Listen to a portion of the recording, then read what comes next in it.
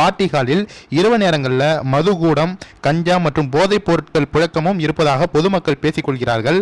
இந்த நிலையில அங்கு அந்த லாட்ஜை ஒட்டி இருக்கிற கோவிலை இடித்து அந்த இடத்தை லாட்ஜுக்கு பார்க்கிங்காக மாற்றி தருவதற்கு 7வது வார்டு கவுன்சிலர் காலப்பட்டி பகுதி திமுக நிர்வாகிகள் மற்றும் மேயருடன் 1 கோடி ரூபாய் பேரம் நடந்துள்ளதாக கோவில் பக்தர்கள் குற்றம் சாட்டுகிறார்கள். அப்படிங்கிற ஒரு தகவலை நம்ம எஸ்பி அவர் பேர் செல்வகுமார் அவர்கள் இப்போ சொல்லியிருக்காரு.